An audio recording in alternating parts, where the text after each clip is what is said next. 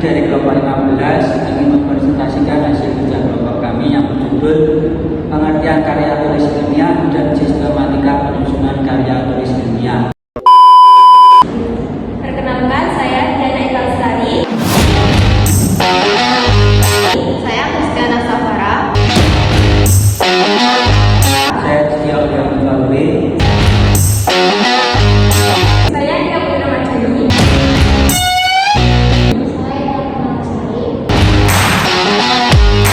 Few moments later. Baik, di sini saya akan membacakan pengertian dari karya tulis ilmiah. Apa sih itu karya tulis ilmiah? Karya tulis ilmiah adalah tulisan yang memaparkan hasil penelitian atau kajian berdasarkan fakta, data, dan teori dengan menggunakan metode, kaidah, dan etika penulisan ilmiah yang sistematis dan logis. Karya tulis ilmiah dalam garis besar dapat dibagi menjadi dua, jenisnya itu fiksi dan non-fiksi. Baik, selanjutnya sistematika penyusunan karya tulis ilmiah.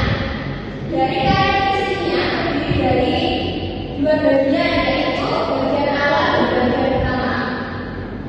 Yang pertama yaitu bagian awal. Bagian ini merupakan mencakup halaman 1-4, halaman judul, halaman persetujuan pernyataan atas karya ilmiah, kata pengantar atau pernyataan, daftar isi, daftar tabel, daftar gambar, lampiran, daftar arti lambang dan intisari, serta halaman 1-4. Halaman 1-4 memuat judul karya ilmiah, lambang suatu institut perguruan tinggi, nama penelitian, nama lembaga studi, nama universitas, dan tahun karya ilmiah diujikan. Oke, baik, selanjutnya akan dibacakan halaman saya.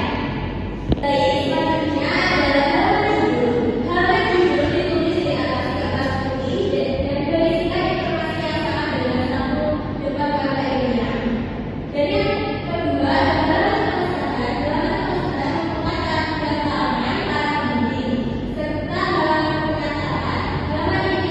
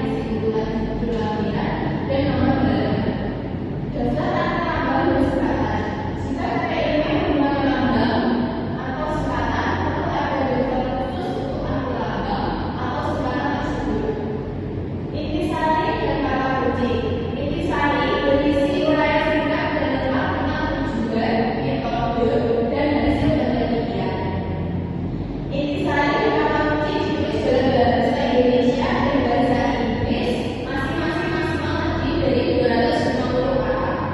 Selanjutnya akan dijelaskan oleh teman saya. Selanjutnya, bagian utama atau bagian tubuh kata ilmiah terdiri dari beberapa berikut.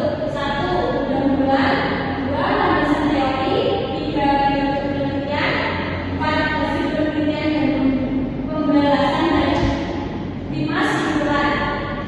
Dalam masing-masing pasangan penelitian terdapat beberapa sub dan anak subbab yang menjelaskan hal-hal yang terkait dengan arah dan tujuan dari penelitian yang dilakukan. Baik, selanjutnya akan dijelaskan oleh teman saya. Oke, ini yang terakhir bersatu pendahuluan.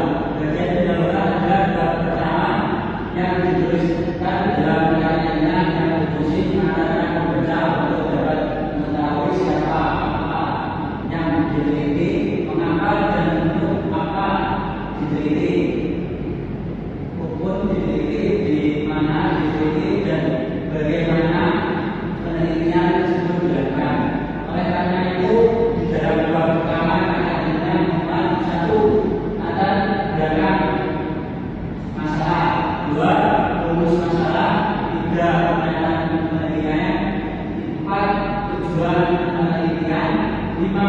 Manfaat penelitian, 6. Ruang lingkup dan batasan penelitian, dan terakhir 7. Sistematika penulisan. Di sini ada yang bertanya